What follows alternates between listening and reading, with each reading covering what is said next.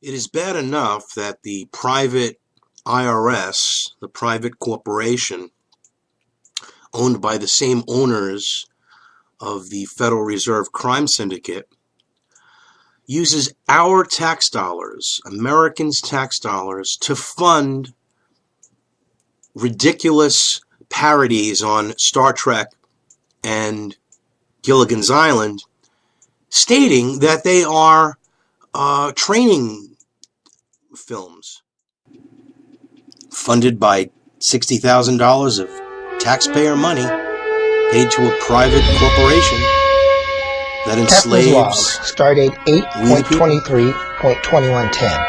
We received a distress call from the planet Notax in the ATAT system.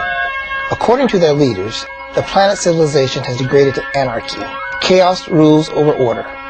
Talk about putting it right in your face. The chaos created by the Federal Reserve's manipulation of the money supply, manipulation of the stock market, leads to the chaos. And of course, the order is the New World Order that they discuss. It's right in your face. All I know is that there are 16,000 more IRS agents that will be hired as a result of Obamacare. And it's incredible how all of the news organizations, especially those on the left, MSNBC in particular, CNN, saying how, oh, the Obamacare Act is beautiful, it's wonderful, it's great, it's going to give more access to coverage. In fact, the Affordable Care Act is anything but affordable. It will cause employers to reduce their workforce, to have more workers working under 30 hours so they don't have to pay these benefits, which will create more part-time work. People will again start having to have these two jobs to get a full-time job. And then, of course, they might need 3 or 4 jobs because one income just doesn't cut it in this country any longer, especially if you have a family. It requires 2 incomes to live decently and not, be dependent upon the government. So another whopper is that it's already helping to slow the growth of healthcare costs. It's a big lie. The Affordable Care Act has done absolutely nothing. Rather, it is expected to add at least $1.6 trillion in new spending over a decade. In fact, when Obamacare was pushed, the promise was that it would reduce premiums by an average of some $2,500 annually. Since passage, those premiums have actually jumped to more than $3,000 per year. They will not be headed down. Sally Pipes, president of the Pacific Research Institute, points out that those premiums are about to go up even more as Obamacare takes effect during the president's second term. She writes, at the end of 2012, Mark Bertolini, the CEO of Aetna, the third largest health insurer in the country, warned that many consumers would face premium rate shock with the advent of Obamacare's major insurance regulations in 2014. He predicted that unsubsidized premiums would rise 20 to 50% on average. For some people, premiums would double. We're going to see the markets go up as much as 100%, Bertolini told Bloomberg News. This is bound to have an employment effect. So too would a major rise in the minimum wage. Such boosts have a long history of having a negative effect on jobs for teenagers, certain minority groups, and unskilled workers. Absolutely. Thus hurting the very people the president has promised to help. Those who employ many of those making the current minimum wage already are finding it necessary to change their own practices to escape the business-killing aspects of Obamacare. As Andrew Stiles noted in the National Review Online, under the new law, businesses must offer health insurance to full-time employees defined as anyone who works at least 30 hours per week. Minimum wage workers such as Wendy's and Taco Bell are already reducing employee hours below that threshold in an effort to control costs.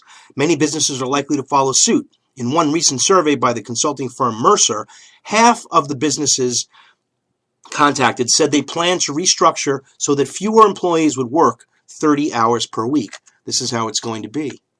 This is where we're going with the majority of corporations, small businesses in this United States.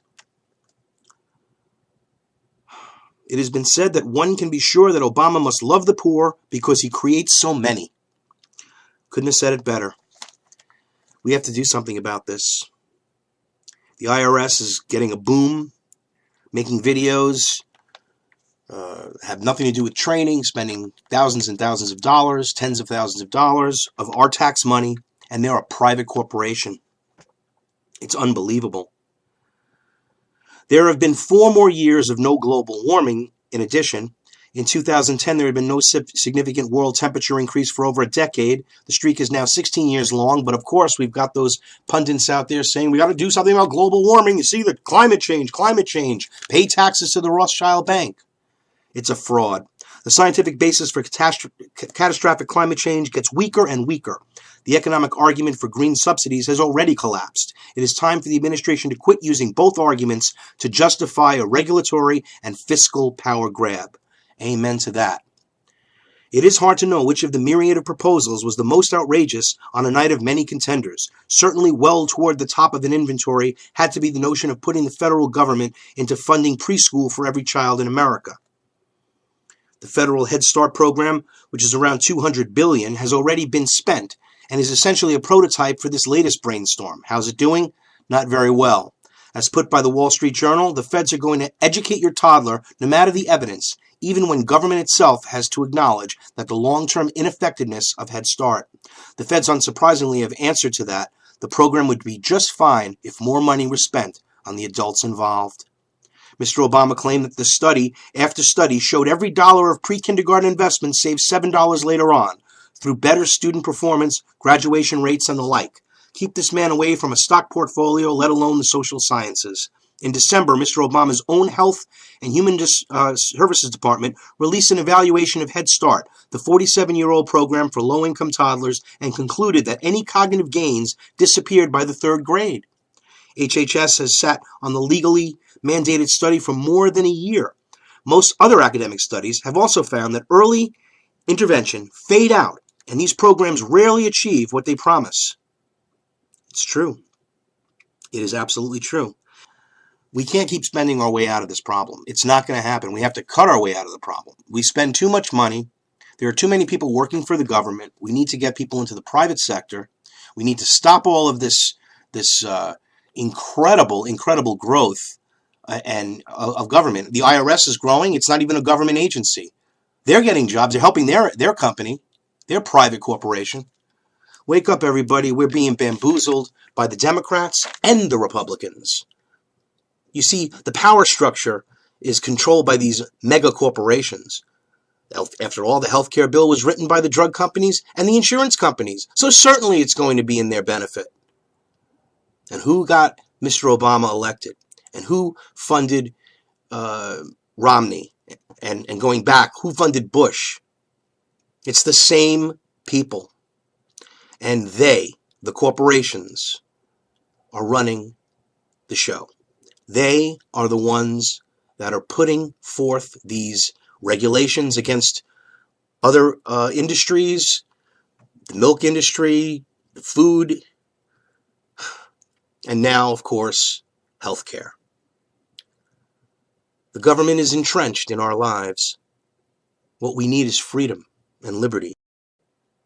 Thank you for watching Truth Talk News. I'm Howard Nima.